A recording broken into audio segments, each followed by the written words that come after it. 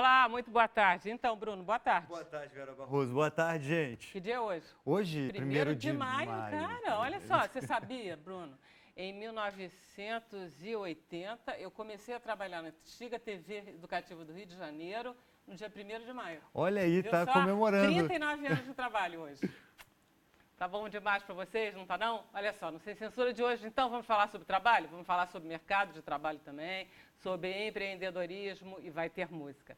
Nossos convidados são Bernardo Kocher, que é professor de História Contemporânea, e ele vai nos falar sobre as mudanças no mundo do trabalho ao longo do tempo. Esse Kocher, eu dei uma francesada no seu sobrenome, não foi, Bernardo? Tá certinho. Tá certinho. Kocher também você usa assim, né? Sim, sim. Foi ótimo esse tema, porque eu não sabia que a sua tese de mestrado era sobre isso. É exatamente sobre isso. Eu estudei o Rio de Janeiro entre 1890 e 1940, quando começou até o presidente Vargas institucionalizar a data como feriado. Maravilha, eu achei que você tinha se dedicado ao Oriente Médio desde que nasceu. Não, infelizmente não. Estamos com Rafael Avelar, o Rafa, que é empreendedor. Ele vai nos dar dicas de como as pessoas podem usar as redes sociais para conseguir um trabalho, para conseguir melhorar o seu negócio. Você se dedicou a isso, né, Rafael? E deu certo, você ficou esperto em relação às redes, ou seja, já que eu nasci nesse meio. Perfeito. Primeiro de tudo, obrigado pelo convite. Eu acho que esse é um tema super interessante para ser trabalhado no dia do trabalho. Se tem um assunto que está em voga hoje em dia, a internet, as redes sociais, eu acho que é mega relevante a gente trazer para o pessoal maneiras inteligentes de usar isso a favor da sua carreira e também, eventualmente, de um negócio que você tenha. Maravilha, Rafa. Estamos com o André Carvalhal, nosso colunista fixo, que também é empreendedor e faz parte desse mundo do trabalho novo. E eu adoro toda a história da sua vida, que você não é um dos millennials, mas que Sou você... um dos últimos milênios. Não é? E aí você conseguiu entender toda a novidade desse mundo novo, não foi, André? Eu acho que é essa. Sim, porque realmente é diferente, né? Eu acho que a gente vai ouvir um pouquinho aqui histórias mais desde quando eu comecei a trabalhar, comecei a empreender e hoje é um outro mundo. Seja bem-vindo ao time Sem Censura. Obrigado, um prazer estar aqui com vocês. Maravilha. Estamos com o Mujebab. É cantor, compositor, e ele está lançando Música Vira-Lata Brasileiro, que é o seu novo disco. Vai ter show também, não vai ter música? Isso aí, dia 4 de maio. Dia 4 daqui a de maio, no Blue Note, estaremos lá lançando a Música Vira-Lata Brasileira. Mas a gente vai entender melhor o que é essa música Vira-Lata. Bom, Bruno, queria que você explicasse como é que vai ser a participação dos telespectadores. Hoje, como o programa não é ao vivo, você que está em casa, a sua participação não vai ser lida aqui no programa, mas você pode continuar participando do programa nas redes sociais, usando a hashtag Sem Censura, falando aí o que você achou do nosso programa, dessa edição. Conta aí que eu vou estar de olho em tudo, Vera Barroso.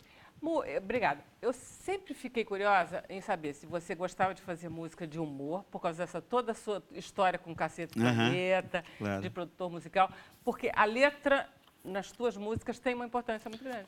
Tem, na verdade, a minha formação é de músico. O humor entrou atravessado na minha vida, quando eu comecei a trabalhar com Cacete Planeta. Você era amigo dele? Na verdade, assim, o Bussunda e o Cláudio Manuel e alguns amigos assim, iam no show que eu fazia, e as minhas músicas sempre não eram humor, mas tinham humor, que tem uma diferença entre ser e tinha uma ter. ironia.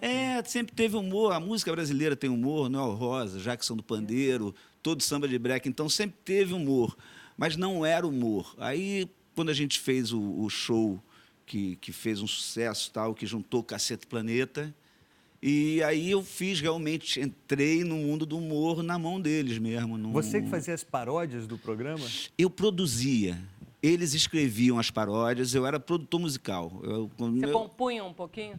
Eu compunha com eles quando a gente tinha uma banda. Antes de ser um programa, era uma banda.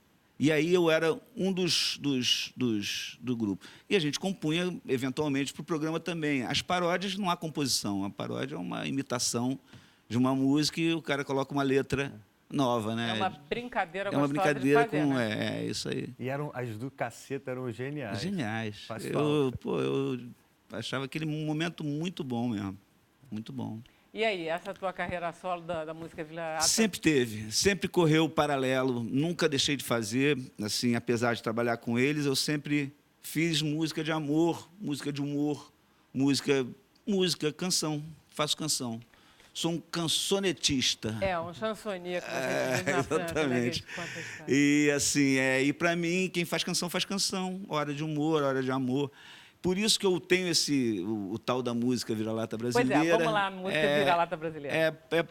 É um jeito de eu dizer o que eu faço. Eu faço essa mistura aí, eu trabalho com a mistura e faço a música que me interessa fazer, o que eu gosto de fazer, o que eu gosto de ouvir, e sou tocado por tudo. O Rio de Janeiro, a gente recebe muita coisa de muito lugar, então a gente acaba sendo tocado por tantas linguagens, e até por ter trabalhado no Caceta, e ter trabalhado com todos os segmentos assim, eu comecei a gostar de muitas músicas de várias formas, coisas que ninguém acredita que eu gosto. Mas aí explica por que você começa, quando você explica a música vira-lata, como é que você começa com Nelson Rodrigues, que justamente dizia que a gente tem complexo de vira-lata. Mas isso daí veio depois. Primeiro eu criei o Música Vira-Lata Brasileira, e depois eu fui saber do complexo de vira-lata, e fui pesquisar.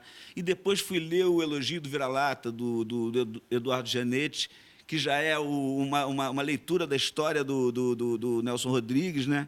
O complexo de vira-lata é a ideia de que o brasileiro tem uma baixa autoestima em relação ao americano, ao europeu, etc. E a questão do Nelson Rodrigues, ele acertou ao verificar a baixa autoestima, mas eu acho que ele errou na hora da nomenclatura, porque ser vira-lata é você ser mestiço. A gente é mestiço. E ser mestiço é uma qualidade, graças a Deus. Você sabe que o Jorge Amado tem essa frase, que ele dizia assim: branco puro na Bahia, quem? Negro puro na Bahia, onde? Somos todos mulatos com a graça de Deus. Parece que esse graça de Deus era um senhor palavrão que ele dizia, mas na frase ficou. Virou graça de Deus. E é verdade, com a graça de Deus nós somos mulatos. É isso. Essa é a nossa grande qualidade. E, assim, na hora que a gente entende que isso é um diferencial e que a gente trabalha o nosso diferencial, eu acho que a gente dá um salto. Quando a gente tenta ser europeu, a gente cai. Quando a gente tenta ser americano, a gente cai, não adianta. Você que faz muito show na Europa, o que você acha que o Brasil... Onde que o brasileiro é valorizado? Quer dizer, o bom valorizado. Assim, Europa. Aonde tem a língua natal, o português, eu vou muito para Portugal. Assim, eles gostam muito dos assuntos das minhas letras e, claro, do ritmo, né? da variedade de ritmos que a gente tem. A gente tem muitos ritmos, né? Samba, xexá, balada. Então, tem tantas... Você pode fazer isso tudo, quer dizer, você é um compositor que chega... Por isso eu gosto de ficar à vontade, eu não sou de um segmento. Eu sou parceiro do Arlindo Cruz. O Arlindo Cruz é um sambista. Ele é o maior do mundo, ele é maravilhoso. Agora, eu não sou um sambista. Eu faço samba, apesar de ser parceiro dele, etc., sei o lugar de honra dele. Entendeu? Eu posso fazer música pop, mas eu não sou o Lulu Santos. Então, eu trabalho nesse meio de caminho aí, que é um lugar. E aí você resolveu valorizar isso. Exatamente. Muito bom. Assumir isso. A gente vai começar ouvindo uma música sua, que vai ser qual? Vamos ouvir o Pra Girar. Que eu gosto que você pediu, claro. Mas que é bacaninha, porque ela é animada. É animada e é minha de um amigo meu, Paulo Jorge, que se foi há pouco tempo e que é um querido. E é um bom exemplo de música vira-lata? Vamos lá. Acho que sim. Vamos lá. Vou mostrar essa Pra Girar, que é bem alegre. Maravilha. Tá bom?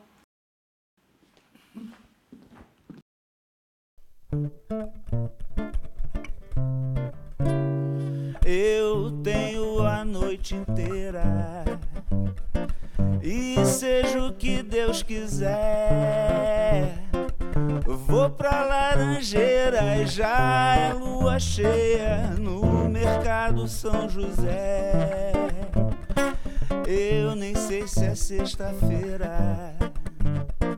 Quando eu saio eu vou na fé, pra mudar meu mundo, pra matar minha fome, pra aprender como é que é, pra virar o jogo, pra virar, pra mudar de assunto, pra mudar, pra virar mais uma página, pra ganhar beijo, pra ser feliz, pra ganhar um beijo, pra cantar, pra entrar na roda, pra rodar, pra virar o copo, pra girar, pra girar. Ei, moça que passa, a rua é nossa, entra na roda. A moça passa fazendo graça, pisa na poça, perna grossa. A rua é nossa, é nossa escola, sangue crioulo, samba na bola. A rua é baile que o bairro acorda, entra na roda, moça de mola. E vem pra rua deixar seu cheiro, levar meus olhos, botar tempero. É nossa rua, solta os cabelos, não vai embora, chegue primeiro. Nem sei se é sexta-feira. Quando eu saio eu vou na fé, pra mudar meu mundo, pra matar minha fome, pra aprender como é que é, pra virar o jogo, pra virar, pra mudar de assunto, pra mudar, pra virar mais uma página, pra ganhar beijo, pra ser feliz, pra ganhar um beijo, pra cantar, pra entrar na roda, pra rodar, pra virar o copo, pra girar, pra girar, pra virar o jogo, pra virar o jogo, pra virar o jogo, pra virar, pra mudar de assunto, pra mudar, pra virar mais uma página, pra ganhar beijo, pra ser feliz, pra virar.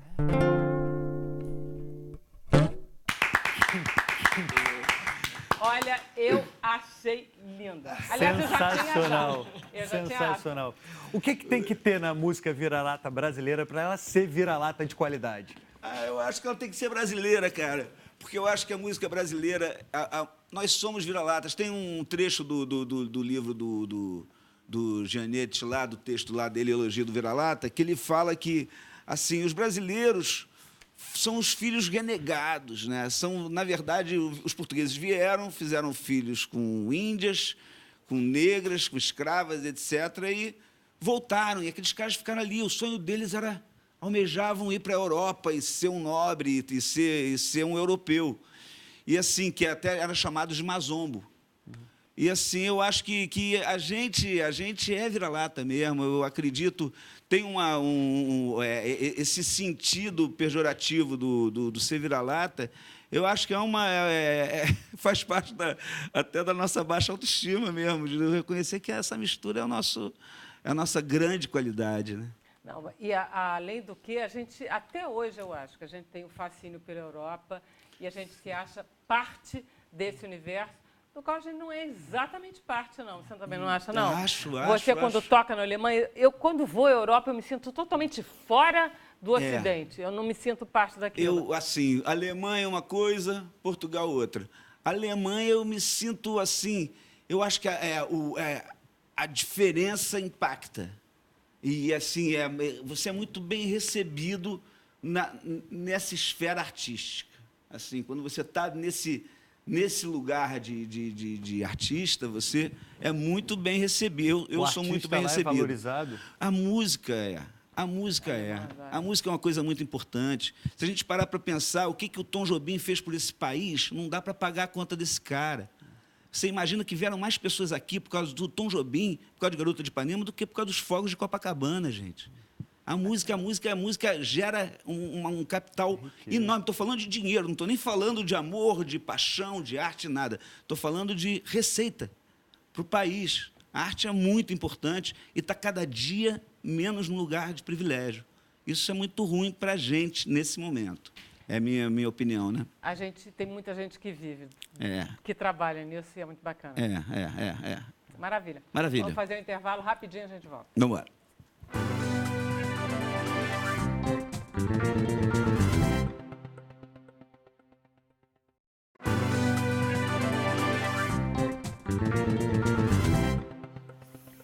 E estamos de volta. Bruno. 1º de maio, Dia do Trabalho. Vamos saber por que o dia 1º de maio é considerado o Dia do Trabalho. Você sabe? Você sabe que eu não sei? Eu também não. Ainda bem que a gente trouxe alguém aqui para perguntar. Especialista no assunto, que ele vai tirar essa dúvida da gente. Então, professor, prazer em tê-lo aqui. É verdade Obrigado que sua pelo tese convite. de mestrado foi sobre isso. Isso. Por quê? Você tinha um encanto especial? Foi meu primeiro trabalho assim, acadêmico de fôlego, recém-formado, né? O Brasil, isso foi em 1987 que eu encerrei o trabalho, né? Que eu defendi. E, naquele momento, já há 10 anos, a sequência de greves operárias, depois as greves que começaram no ABCD paulista, depois toda a classe trabalhadora fazia greve, qualquer setor, né? Então, um impacto muito grande. Então, isso, do ponto de vista da percepção, a mesma dúvida que se tem hoje, né? Me colocou ali. Academicamente, eu tratei o assunto, mas foquei numa pesquisa do Rio de Janeiro entre 1890 e 1940, conforme eu falei, porque ficava mais prático, mais empírico você... Bom, existe o caso geral, europeu, norte-americano, vou ver o Rio de Janeiro, porque nós estamos localizados no Brasil, é um compromisso também, né? Pois é, mas o que é bacana é que você não fez uma tese sobre o movimento operário ao longo da tese. Você focou no 1º de maio, 1º de maio. Então, a pesquisa era pegar os jornais no finalzinho de abril, no dia 1º de maio, na semana seguinte, e ver o que os jornais falavam. Agora, qual é a origem do feriado? É nos Estados Unidos, é isso? É partilhado Estados Unidos e Europa. Tá. Na realidade, desde a Idade Média, o dia 1º de maio era um dia de parada para negociar as coisas, né? Do trabalho, as aldeias paravam. Então, tem uma tradição por aí. Isso, quando veio a sociedade industrial, a segunda revolução industrial, aumentou enormemente a capacidade produtiva, as fábricas com milhares e milhares de operários, a urbanização. Não tem nada a ver com o fim do inverno, não tem? É provável que sim, sim. Eu não consegui localizar isso com precisão, mas é uma coisa da tradição que adentrou ao mundo industrial moderno, né? As condições de trabalho eram terríveis, né? Muito duras, as fábricas muito grandes, e o avolumamento de operários deu uma força, né? Então, nos Estados Unidos, em Chicago, na cidade de Chicago, nesse dia 1º de maio, eram renegociados os contratos anuais de trabalho e decidiu-se ali uma greve pela conquista que hoje aí se tornou lei, que é a jornada de trabalho de 8 horas. Ah, que legal. E 8 horas de trabalho, 8 horas de descanso e 8 horas de estudo. Era assim que se pensava. E ocorreram incidentes, né? A polícia atuou, muitos operários eram anarquistas, né? Jogaram bomba na polícia, houve mortos, enfim. Pegaram 8 operários, 8 horas, 8 operários, num processo jurídico rumoroso, injusto, né? e calunioso, enfim. Foram condenados, 4 se suicidaram e depois foram liberados. E logo em seguida, isso foi em 1889. Em 1890, na Europa, uma organização de trabalhadores internacional chamada Segunda Internacional decidiu que seria um dia de greve. Um dia de greve. O dia 1º de maio, todo 1º de maio, seria um chamamento à greve de todos os operários, né, formando uma comunidade de protesto pela conquista de jornada de trabalho de 8 horas, e cada país tem salário, isso, aquilo. Então, foi um momento de catalisação imensa, né, do operariado a nível mundial. Né? E isso, sem combinar, sem nada, se espalhou. É um feriado internacional hoje. Era um dia de greve, tornou-se um dia de feriado. Né? A partir do momento que a jornada de trabalho foi incorporada, a pressão operária foi muito grande nos anos, na primeira, segunda, terceira, quarta década, acabou se tornando, na institucionalização da jornada de trabalho e de direitos trabalhistas, os mais aposentadoria, licença de saúde, tudo isso que a gente tem aí, nesse momento, né, fragilizados, mas ainda tem, veio o feriado. Foi uma forma de dizer, olha, chega, era uma greve, agora é um feriado, é uma festa. Então, aí, eu digo só para... Também tem a coisa simbólica. Para com a greve, para com o conflito, vamos para o feriado, vamos para a festa. Quer dizer, na verdade, no seu texto, você fala muito da luta e do luto. Isso. Não é? Dessas duas coisas que estão... Isso é uma interpretação do Brasil, porque é o luto dos mártires de Chicago. Isso. E aqui no Rio de Janeiro ocorreu justamente isso. Era um dia de luto, só se fala em luto, porque estava se esperando uma conciliação, dizendo... Os operários eram um setor muito isolado da sociedade e eles tinham muitos migrantes também, então eles tinham também um complexo de eu não pertenço a essa sociedade, eu não tenho cidadania, eu estou de luto. Vem negociar comigo nesse luto. Isso durou 7, 8 anos, Aí depois os anarquistas chegaram, né? A corrente reformista perdeu sentido, os anarquistas Isso disseram, é tudo começo do século XX, né? já Porque finalzinho, anarquismo 19, é anos 1890, 1900, em 1906 a conversa era outra, era greve. Aí os anarquistas que disseram, não, é greve, é luta de classes, é greve, é conflito, vamos arrancar isso deles. E não tem negociação. As correntes reformistas não têm mais o que dizer, e a partir desse conflito foi a década de 10, a década de 20, surgiu o Partido Comunista. Então, a Revolução 22, Russa, com a Revolução valorização Russa, da classe operária. o 1º de maio de 1917, 18, aqui no Rio, foi quase uma greve geral, uma coisa, um conflito, né? Foi um negócio violentíssimo. Então, não é o 1º de maio que fazia as coisas acontecer, ela acontecia junto com o 1º de maio e as outras manifestações operárias ao longo do ano. Agora, dia 1º de maio é uma greve com data marcada, vai ocorrer. Né? Era isso que eles faziam. Não, você falou sobre a Revolução Industrial. E a Revolução Industrial, dentro das suas pesquisas, você conseguiu ver o que a população naquela época achava sobre a Revolução Industrial? No caso, nós estamos aqui falando da segunda Revolução Industrial, né? A força da primeira Revolução Industrial do século XVIII, na Inglaterra, foi muito circunscrita, e ali é um tipo de sociedade diferente. A segunda Revolução Industrial, a industrialização se impôs de uma forma violenta. Então, os operários não tinham mais a expectativa, vamos voltar àquela sociedade de artesãos, manufatureiros, solidários. Eles aceitavam a sociedade de mercado, do capital, mas diziam, vocês vão mudar. Né? E, ao mesmo tempo, eles tinham utopias. Desde o anarquismo, no caso do Brasil foi forte o anarco-sindicalismo, depois o comunismo, mas até se conseguir isso, essa era a expectativa, a Revolução Russa foi o e-mail da época dizendo é assim que vai ser, mas o que eles diziam é o seguinte, até conseguirmos, nós precisamos da jornada de trabalho de 8 horas, porque a jornada de trabalho, proibição de trabalho noturno, feminino e infantil, quer dizer, você lê... Direito a férias ainda não chega não, né? Sim, direito também, também. Férias remuneradas era mais longínquo, né? Mas o mais urgente era salário, jornada, trabalho infantil, condições de trabalho, por causa das máquinas, sujeira, barulho, né? Coisas suspensas no ar, disciplina fabril também, uma série de... Houve muita resistência? Por parte das indústrias, houve resistência, o Estado se colocou reticente, mas aí depois viu que a pressão era muito grande. Isso globalmente, não foi só aqui, né? Nós temos Rio e São Paulo, mas também Juiz de Fora, alguns centros, Nordeste, mas se tornou uma data civil, né? Eles acabaram, o operariado, impondo isso goela abaixo, tanto que é feriado, já virou um feriado, né? E aqui no Brasil nós tivemos a institucionalização do feriado, do 1º de maio, com o presidente Vargas. Pois é, antes de chegar lá, eu queria justamente que a gente conseguisse comparar esse momento, que é um momento planetário, de insurgência, de violência, de direitos, de uma sociedade muito dividida, de utopias muito grandes por parte dos operários e uma sociedade com muito medo dos operários, né? As pessoas com muito medo daquela novidade que aquelas pessoas estão trazendo, que é muito parecido com o que a gente está vivendo nesse mundo globalizado de hoje, com essa internet que representa ao mesmo tempo a libertação e a ameaça. As coisas são planetárias também, da mesma forma. E como que, no caso do Vargas, você aí explica muito bem, ele vai conseguir recuperar isso de uma forma e cristalizar o negócio direitinho, vira uma coisa toda bonitinha, né? O Vargas é um gênio da política, não é, não? Né?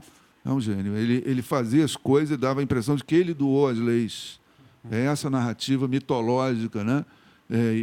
Enfim, ele incorporou isso de livre e espontânea vontade. Ele não foi oportunista nem malicioso, mas houve uma luta prévia. Ele disse, esquece a luta.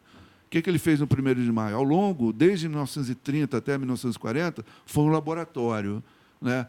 Ele trocou a luta de classe pela conciliação nacional. Ninguém está do lado de cá. Somos todos brasileiros. Em 38, 39, o maestro Vilas Lobos tocava o hino nacional aqui na esplanada do Castelo, recém-construída para os ministérios. Era um projeto de Estado, regular a força de trabalho, que era um projeto global. Mas Ministério do Trabalho? Ministério do Trabalho, né, que agora fechou, né? Sinal dos tempos. E em 1940, aí foi o auge, né? Ele consolidou lindamente, do ponto de vista dele, né? o 1º de maio foi comemorado no estádio do Vasco da Gama, né? A simbologia do círculo, todos são iguais no círculo, né? Ele proibiu as manifestações de rua, proibiu anarquistas, proibiu comunistas, perseguiu e recriou o sindicato, recriou, estatizado, né? O trabalhador, nos anos 10, 20, o sindicato ele sentava numa sala, dos anos 30, tinha um balcão, tinha carimbos, tinha funcionários, né? E o 1º de maio também foi nessa. O 1º de maio, no estádio Vasco da Gama, se cantava o hino nacional, ele fazia o discurso e a simbologia. Todos somos iguais, estamos dentro de um círculo. E isso durou até agora. Quer dizer, esse Brasil do Vargas, com essa coisa toda cristalizada, os sindicatos funcionando, passou pela... o Dia do Trabalho quase com parada militar, e a frase dele, trabalhadores do Brasil, eu acho magnífica. Se tornou um ícone, né, da cultura política brasileira, né? Mas as transformações do mundo do trabalho, que é o que a gente está tratando, também contribuíram para o desgaste disso aí. Também não é o Brasil um caso único. Hoje, a produção industrial, criou-se um mito que, depois da Guerra Fria, acabou a União Soviética, então, a gente vive num mundo pós-industrial. O que é um mito, onde é que está sendo a produção industrial realizada? Na China, né? Na China, no Sudeste Asiático, ali que a indústria dinamicamente está, né? E ali as tradições políticas são outras, né? São outras, e o mundo do trabalho nos Estados Unidos, na Europa Ocidental, na América Latina, está sofrendo um forte impacto, né, pela migração dos empregos. A gente aqui está com um exemplo muito bom, porque o André, como ele trabalhou com a indústria da moda é uma das indústrias que mais impacto tem, é uma indústria impressionante, é outra indústria planetária, outra que tem um uso intensivo de mão de obra, que tem um uso esquisitíssimo de mão de obra por aí. E a gente tem o Rafael, que é o jovem do milênio com a internet diante dele. Esse é o novo mundo, não é, Bernardo? É um novo mundo nas partes onde o processo industrial se esvaziou. A Europa Ocidental está sofrendo... Não, mas ele trabalha com processo industrial, André. Sim, ainda existem indústrias, mas não existe aquela... O PIB industrial brasileiro acabou de ser superado pelo agrário, né? Pelo agrícola, né? Então, voltamos a ser uma nação agrícola. E a grande parte dos produtos industrializados... A grande parte dos produtos industrializados que a gente consome, se você olhar, é made in China, né? Made in China. E a China não é só China, é o Sudeste Asiático, é o regionalismo aberto, é China, Tailândia, Indonésia, Coreia do Sul, Japão e alguns outros países. Ali é que está assim, o grosso da produção industrial. É daí o conflito Trump-China. Mas tem tudo a ver com o mundo do trabalho, não tem, Bernardo? Tem tudo a ver com o mundo do trabalho. Por causa da situação dos trabalhadores nesses países. Né? Dadas as transformações, depois dos anos 70, 80, o custo do trabalho ficou muito grande. E a possibilidade de migrar o processo de trabalho, e a China foi muito hábil, absorveu todo esse processo industrial. O que ela tem é capital humano, quer dizer, o que ela tem é gente com uma nova forma de disciplina. E ela pode pagar muito barato o trabalho lá. É complicado. Não creio que o fator preço influencia, a estratégia também de industrialização. A China adotou uma política industrial, ponto. Bem sucedida, ponto. Os outros países... os Estados Unidos, a Europa Ocidental, o custo da força de trabalho, o capital disse, não quero, vou para outro lugar. E, além do que, as crises econômicas, a inflação, se vê desde os anos 70, as greves de 68 na Itália, o outono caldo na França, meteu susto, né? Não deu para sustentar aquela estrutura industrial dos anos 30, fluiu para a China. Vamos lá, Rafael, agora entramos aí com seus 28 anos, nesse universo. Perfeito. Eu acho que você foi extremamente feliz quando você usou a palavra violência, pegando do discurso que o Bernardo colocou para esse novo mundo digital, né? Assim, se tem uma coisa que é certa é que a tecnologia come tudo. Tecnologia, até falando de China aí, especificamente, eu tenho um pouco de contexto de China por conta de alguns projetos que a gente tem lá na agência. E falando de China, a China não é só um modelo industrial bem-sucedido, mas é um país que investiu muito em tecnologia e onde esse cara daqui manda em tudo. As pessoas lá... O smartphone. Ah, o smartphone. O smartphone. Através de redes sociais, meios de pagamento digitais e tudo que vem junto da tecnologia, a China se tornou um dos países hoje em dia mais ágeis a responder a mudanças de mercado, a mudanças de consumidor, e é por isso também que ela vem vencendo. E isso tem impactos desde a força de trabalho até as estratégias de negócio, mas a tecnologia no centro de tudo, eu acho que é o diferencial aí. Você, André, que está um pouco entre esses dois mundos. Eu estava pensando numa coisa aqui muito louca, que essa revolução que teve foi numa fábrica têxtil, né, dessa do Dia do Trabalho. O primeiro conflito que teve de operários foi numa fábrica, trancaram as pessoas. Lá atrás, né? A primeira, na Inglaterra, você está falando.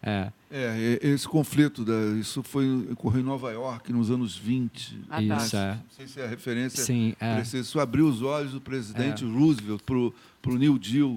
Né, e as políticas sociais que ele implantou, ele ficou impactado. Ele era governador de Nova York. Então, os patrões, o despotismo empresarial sobre a força de trabalho durante o ato de trabalho. Os patrões botaram a fábrica de roupas no 5º andar do prédio e botavam as operárias e iam embora e trancavam as chaves. Né? O problema é que isso aí já é um pouco despótico, mas aí houve um incêndio e a porta estava trancada. E elas morreram. E muitas delas se jogaram, isso causou um impacto e ajudou, pelo lado do Roosevelt, né, do lado americano, a perceber que precisava regular, né, com leis. O 1º de maio está no meio dessa coisa. Não, e é incrível como até hoje a indústria da moda ainda sofre muito com essa questão de trabalho análogo ao escravo e também sofre essa migração, né, da produção para fora, para a China. E depois de tanto tempo como a gente ainda é vítima disso. É o que eu estava pensando enquanto ele estava falando. Mas sobre essa questão do trabalho, hoje, é como o Rafael falou, o telefone ele mudou tudo na nossa vida, né? Então, hoje, contratar uma pessoa e falar para ela que ela vai ter 8 horas de trabalho é quase que uma piada, né? Sim. Assim, desde a hora que a gente abre o olho até a hora que a gente vai dormir, a gente está recebendo mensagem de chefe, de funcionário, de cliente, né, de colega de trabalho. A gente, né, trabalha hoje... O grupo de WhatsApp virou a reunião de trabalho, né? Então, eu acho que a lógica hoje é totalmente diferente, né? Assim, de você não precisar mais ir até o local de trabalho, de você poder trabalhar remoto, um incentivo de muitas empresas até para que você trabalhe remoto, para que você reduza os custos da empresa de infraestrutura, de energia, e acho que foi como o Rafael falou, assim, o culpado, né, tá nas nossas mãos. Inclusive, muito interessante, ao ponto do André, a gente já vê iniciativas não só globais, mas no Brasil também, de empresas 100% remotas. Eu tenho uma pessoa muito próxima de mim, que é um desenvolvedor, trabalha com programação de inteligência artificial, trabalha numa startup do Vale do Silício, no Brasil, em casa. Ganha um salário excelente. Assim, se a gente fosse colocar no patamar de renda brasileira, provavelmente está no top 1% de renda brasileira. Trabalha do sofá da casa dele com o computador aberto. Não é CLT. Olha que loucura. O que o celular permitiu as pessoas fazerem. Ele recebe o salário dele numa carteira digital de Bitcoin, que a corretora transfere imediatamente para a conta do banco dele em real. Ele não tem nenhuma burocracia entre ele e a empresa. O que ele faz? Ele é programador de uma startup. Mas nem só nesse universo da tecnologia também tem isso. Serviços também. Em São Paulo, hoje em dia, é muito comum a presença do porteiro remoto, que é um porteiro que você fica dentro de uma central técnica, coordenando vários edifícios, várias portarias, e você não tem mais a presença daquele porteiro ali. Quer dizer, um serviço que a tecnologia, de alguma forma, está acabando, mas também está facilitando para um monte de gente, professor Bernardo. Eu gostaria de citar um exemplo também prosaico nessa direção, dos radiologistas indianos. Perfeito. Né? Perfeito. Você tira a radiografia nos Estados Unidos e o radiologista analisa, dá o laudo na Índia. Sim. Ou das moças que anunciam no alto-falante do aeroporto, Voltal também estão no outro país, né? A minha história de vida fala para os impactos Fala da tecnologia. um pouquinho da tua história de vida, Rafael, porque você começa com publicidade, que é uma coisa que vocês têm a ver em comum, mas o teu caso é um pouquinho particular. Perfeito. E assim, até a minha história volta até um pouco atrás. Eu comecei minha carreira no mercado financeiro, muito rápido migrei para uma empresa da minha família que estava aos cacos, basicamente falida, mas que já tinha sido uma grande empresa brasileira. Empresa de quê? De publicidade? De engenharia. Não, de engenharia. E olha que curioso, voltando ao ponto da tecnologia e as ramificações do impacto dela no mercado de trabalho, eu trouxe a empresa a um nível de receita igual ao que ela já tinha tido uma vez na história dela. Ela tinha cerca de 150, 200 funcionários, só que eu trouxe ela a esse mesmo nível de receita com 30 funcionários. Tecnologia. No centro, automatizando o processo, com conexão... Quer dizer, os trabalhadores todos se matando, enquanto eu só de Sim, ouvir. Assim, sim, o trabalho está acabando, gente. É super curioso. E é terrível. Tá mudando, isso, né? Eu acho que a palavra que você usou é perfeita. Eu acho que está mudando. Voltando à Revolução Industrial, também se falava disso. Vai acabar a força de trabalho. A gente tem que destruir as máquinas. A gente tem que destruir as máquinas, perfeito. E acabou que não aconteceu isso. A força de trabalho humana acabou migrando para uma outra atividade. E acho que agora a gente passa por um momento muito parecido. A inteligência artificial, os algoritmos, os smartphones, os softwares, substituindo alguma capacidade analítica do ser humano, mas eu tenho a crença plena de que a gente vai migrar para algum outro tipo de atividade que, como não era clara lá atrás qual ia ser, hoje em dia também não está ainda, mas com certeza existe espaço para os seres humanos ainda. Mas é uma nova revolução industrial, né, professor? Essa é a terceira da microeletrônica, né? Eu apenas chamo a atenção de algumas coisas. Primeiro, nós todos aqui estamos envolvidos na área de serviços, tá? Onde o que ele falou é plenamente viável, né? Mas a produção industrial, os bens materiais manufaturados, isso não pode ser feito remoto, pode ser feito através de máquinas que geram desemprego dos pode ser feito realmente através de máquinas. Sim, em grande Muitos parte, feitos, quase né? totalmente, já se projeta fábricas praticamente sem operar, já existem, inclusive. Né? Carro, né? A indústria automobilística hoje... Mas apesar da tecnologia ser um fator, eu não atribuo isso à tecnologia, o fator determinante, sim ao uso social da tecnologia. Você vê que a China tem muita tecnologia e está gerando muito emprego. Tá? E esses empregos são os que estão faltando na Europa Ocidental e nos Estados Unidos. Há migração de empregos, a produção industrial de panelas, de malas, de objetos, de computadores, de laptops na China gera emprego para os chineses. A China não enfrenta um problema de desemprego? Não enfrenta porque é política de Estado. Essa é a política chinesa industrial, que ela está se transformando no maior PIB do mundo, né? PIB per capita também, eu acho, é uma política de Estado, é coordenada pelo Estado. É duro dizer nos dias de hoje, mas é um fato, não é uma ficção. Nós aqui estamos perdendo a indústria e nós estamos numa bolha social, dos serviços. No setor de serviços... E a gente está com problemas de desemprego. Também está com problemas de emprego. O que mostra que serviços não flutuam sem produção. Né? O Brasil está abdicando, nesse momento, da política industrial. Né? Mas nesse momento, né, professor? Esse negócio está vindo do lado de trás. De 2 anos para trás. Nos governos da esquerda, houve interesse, tanto que se chamava de neodesenvolvimentismos, que era industrialização. Mas a gente tem vindo o desenvolvimento da maquinária do setor agrícola em detrimento do setor humano. Na verdade, a nossa crise é a crise gritante. dos anos 80, já começa ali, né?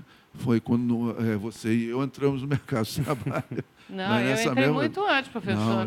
Eu sou muito mais velho que o senhor, por favor. Não, Vera, o Rafael, eu fiquei vendo os vídeos dele na internet, você é um cara muito provocador, eu vi isso. Ele e é agora impressionante, eu mas vou eu ser acho provocador que aqui. ele é muito jovem, só pode ser para a juventude. Mas é um provocador Tem do momento bem, que ele diz muito assim, bom. a gente tem que ser duro quando a gente é pai, a gente é duro. Do pai não é duro, não. Você precisa conhecer minha mãe, então. Agora, te fazendo uma provocação, o que você acha das pessoas hoje que não usam as redes sociais para se projetar no mercado profissional? Perfeito. Eu acho que é uma escolha. Assim, e é muito curioso eu falar isso. Existe jovem assim? Jovem são raríssimos, mas eu diria que pessoas de outros cohortes, de outras idades... Tudo bem, não? Só trazer um dado que eu li essa semana, 1/3 da população não está nas redes sociais. E o que eles estão perdendo? Assim, e aí de volta à sua pergunta, eu acho que é uma escolha, você estar ou não estar, e principalmente de onde veio a sua pergunta, que é fazer uso para projetar a sua imagem, é uma escolha. Não tem certo, não tem errado, é uma escolha que implica em certas renúncias, implica em certos benefícios, mas eu não tenho dúvida nenhuma que é uma ferramenta poderosíssima para projetar resultados de negócio e para projetar objetivos de carreira. A minha história de vida, de volta, que nos últimos 10 meses eu abri uma agência de publicidade, 10 meses tem a minha agência. Chama Velar Mídia. Eu escalei a agência. A gente tem escritórios hoje em dia no Rio, em São Paulo, Santa Catarina, dezenas de funcionários. E você fala muito mal da publicidade, né? Da publicidade tradicional, né? perfeito. Porque eu acredito, e assim, e eu vou fazer um exercício aqui, mais uma vez sendo provocador. A gente tem esse debate de publicidade tradicional e digital, mas eu desafio vocês a pensarem que quando você pega a maior parte das pessoas no globo hoje em dia, só você andar na rua, elas estão com a cara dentro do smartphone. Então, se você não é relevante ali dentro, de alguma maneira, você está se tornando menos relevante a cada dia que passa. Mas é uma escolha. Usar para uso pessoal é uma escolha. Para o seu negócio, eu diria que se você não produz fotos, vídeos ou palavra escrita nas 7, 11 plataformas que dominam a atenção das pessoas, você está todos os dias se tornando um pouquinho menos relevante. E perde dinheiro também? Com certeza. E, mais uma vez, pode não sangrar do seu bolso diretamente, mas impacta vendas menores, uma atratividade menor. Por exemplo, se você abre o meu direct do Instagram, eu tenho todos os dias dezenas de pessoas pedindo para trabalhar na minha empresa. Discute com ele. Eu super concordo, mas eu vivo esse drama diariamente, porque, enfim, eu sou uma pessoa pública, eu sou escritor, eu tenho, enfim, um trabalho que me projeta e que me daria muitas oportunidades através das redes sociais, e eu tenho maior preguiça. Perfeito. E eu vivo isso na pele, eu vejo, porque quando eu... Você paga caro isso? Sim. Porque é isso que ele está dizendo. Exatamente. Ele está dizendo que você, ao fazer esse tipo de escolha, você paga caro. Exatamente. E, por outro lado, quando eu tomo uma decisão de me expor, ou de expor os meus livros, ou de expor algum tipo de conteúdo, eu vejo imediatamente o retorno daquilo em venda, em procura. Gente, olha só, eu vou pôr o Mu na volta do intervalo, porque ele está muito quieto. Ele está toda hora Tá muito quieto. não estão deixando ele falar. Ele vai para a berlinda. Vamos fazer a coisa que o Rafael adora, que é chamar o break. Isso mesmo. Um minutinho só, a gente já volta.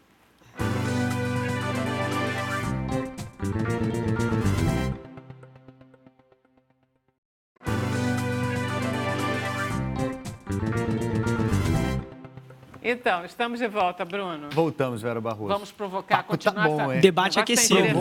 Vamos lá, Mu. Você ficou mudo, às vezes você pegava o telefone, você ia intervir, mas aí não intervia. O telefone. Não, cara, é porque quando cabia, já andava o assunto. Eu prefiro assistir. Eu sou bom de assistir. Não. Mas a pergunta é clara. O que, em relação a essa provocação do Rafael, você faz? Que mídias você está? Você usa? Você trabalha com ela? De que forma? Você faz show na Europa inteira? Da forma mais tradicional aí o caminho, claro que é a internet, assim, mas eu não sou bom de mídia, assim. Eu sou velho. Eu sou muito mais Facebook, que eu gosto de texto. Não sou tanto Instagram, que é a imagem. Então, Perfeito. assim, eu sou uma pessoa do texto. Então, não me encanta o Instagram tanto quanto o Facebook. Eu vejo conteúdos incríveis de tanto clipes quanto textos. Você acha que o que ele está dizendo tem sentido? Ou seja, ele é velho porque ele só gosta do Facebook? Bernardo? Não só, né? Tá. Você nem o Facebook? Eu tenho uma página aberta, mas não alimento, não, porque eu acho que no meu campo sempre cai para o debate político e no momento atual está muito desgastado, desgasta relações. O Facebook só eu faz fiz a opção isso, de... né? É engraçado isso. Eu tomei a decisão de não... Isso é interessante, Rafael. Você há de convir... Eu tenho um blog acadêmico para os alunos, só isso, com e-mail só. Mas texto. Sim. Mas, Rafa, para quem quer levar a sério, assim, eu quero me projetar no Facebook, no Instagram, no Twitter. A minha questão é assim, para dar resultado mesmo, para você ter gente. Mas você tem uma empresa? Não, mas Seria ele você é uma a própria empresa? Eu posso ser a minha empresa. Tá. É um conceito interessante. E acho que a gente tem dois aspectos para olhar sempre que a gente fala disso. O primeiro deles é a competição. Todas essas plataformas, eu produzo, ele produz, você produz, ele produz. Então, é sempre uma função. Eu sou economista, então não consigo não olhar para as coisas diante de uma dinâmica de oferta e demanda. Você conseguiu se formar? Com certeza. Caramba! Diante de uma dinâmica de oferta e demanda. Então, assim, quanto mais pessoas produzem ali dentro, mais difícil é você se sobressair. Tá. Então, essas plataformas todas têm uma dinâmica que, a partir do momento que elas atingem um estágio de maturidade, é cada vez mais difícil você se tornar relevante ali, porque já tem pessoas dominando os assuntos onde você quer opinar. Então, esse é o primeiro ponto. Então, para alguém que está começando hoje e gostaria de se tornar relevante, olha para as plataformas que são mais jovens, que têm menos competição. Eu sou fascinado por áudio hoje em dia. Eu acredito que se você tem um objetivo profissional, vou dar um exemplo, você vai abrir uma empresa de cosméticos. Um exemplo bem específico. Você deveria criar um podcast sobre beleza e colocar ele nas 5 plataformas de áudio, Deezer, Spotify, SoundCloud, todas elas, para distribuir o seu podcast sobre beleza. Porque áudio é um formato que está mega em alta, todo mundo consome e ainda não tem tanta gente produzindo. Então, por exemplo, essa é uma dinâmica, olhar para os lugares onde a competição é um pouco menor. E o segundo ponto... Mas como é que você sabe? Você tem que ter acesso a todas as métricas desse mercado. E elas são boas? Elas são analisadas? Elas são... Confiáveis, etc? Sim. Sim, são. Você precisa... Você vai lá e você põe. Eu quero saber quais são os principais veículos para esse coisa aqui. Aí vai. Eu, mais uma vez, voltando à minha tese de começo de carreira em mercado financeiro, antes de me tornar publicitário, eu tenho a mesma tese de venda e compra de ação. Na hora que todo mundo começa a falar de alguma coisa, você está atrasado. Entendi. Então, assim, por exemplo, Instagram agora. Você tem que ser... Todo mundo sabe que o Instagram é relevante. Já era.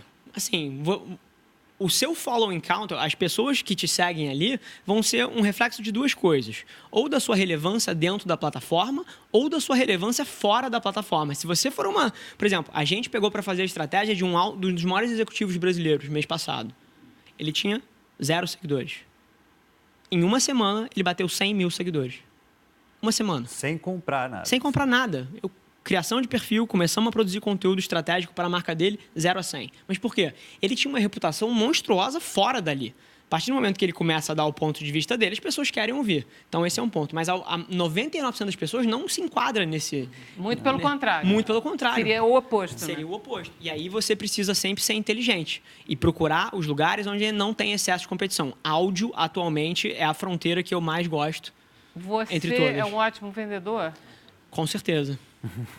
Não, porque tem que entender as excelências das pessoas. Sim, assim, e mais uma vez, eu acho que venda, principalmente no nível que eu jogo, que são vendas muito grandes, são corporações grandes, é uma função de 2 coisas, relacionamento e de você conseguir agregar valor no negócio da pessoa. Eu não me enxergo como um vendedor, nunca me rotulei como um vendedor. Eu entro numa sala para conversar com alguém, tentando entender as dinâmicas do negócio da pessoa, tentando entender aonde eu agrego, e se por acaso o que eu faço consegue aproximar ele dos objetivos dele, maravilha. Existe uma coisa que, por exemplo, quando eu estava estudando os livros do André, para a primeira vez que ele veio aqui ser entrevistado, uma coisa que eu fiquei muito impressionada e que eu já vi todos os casos de sucesso que eu já verifiquei, é o nível de sinceridade que tem que ser muito alta.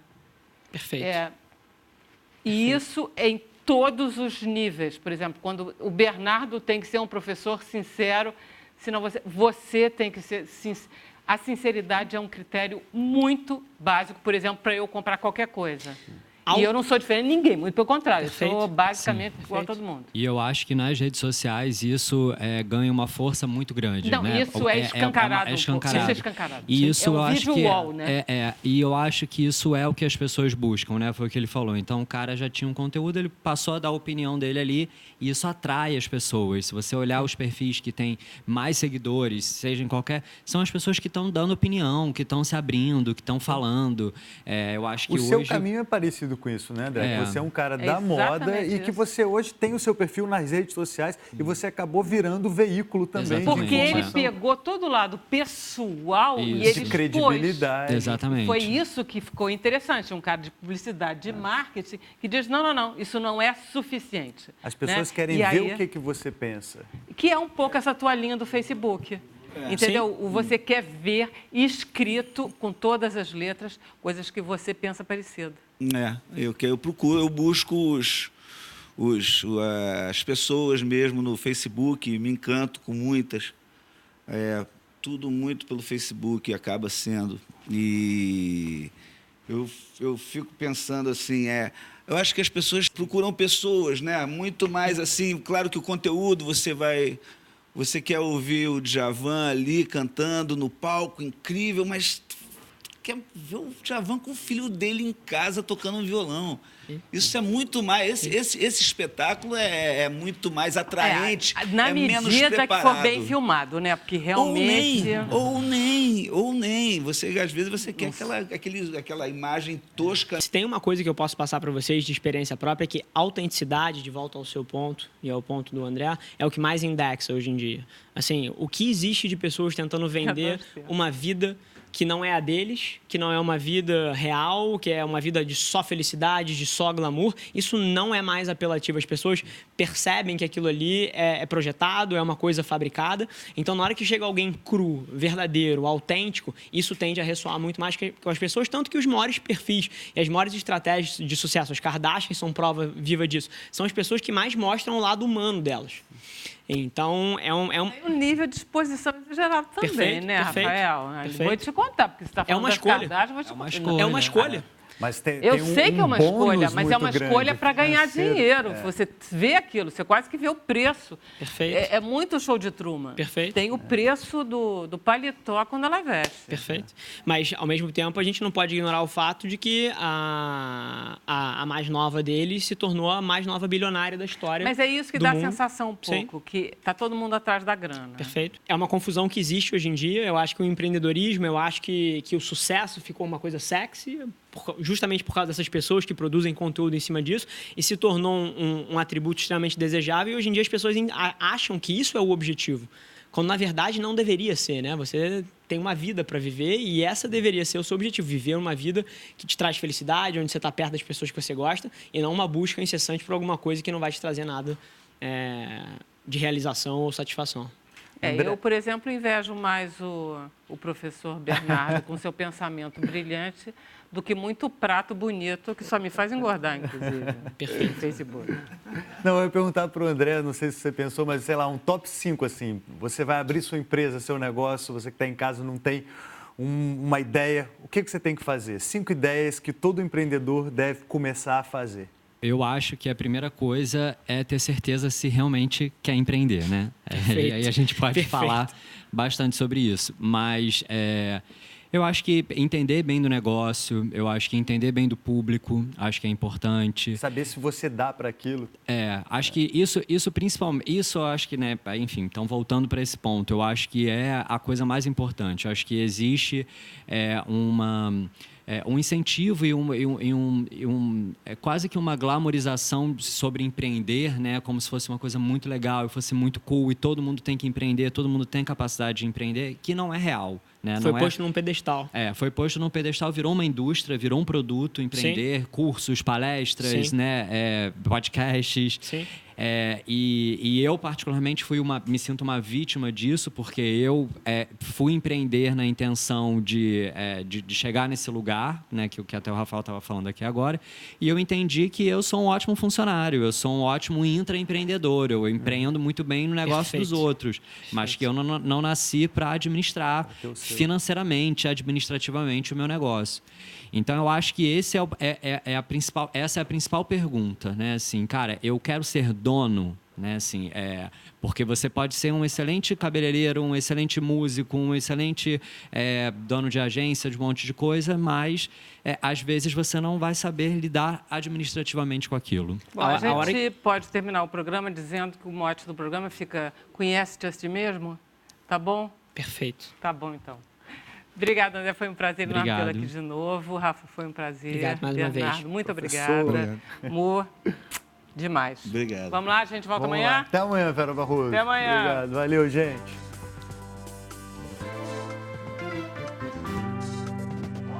E aí?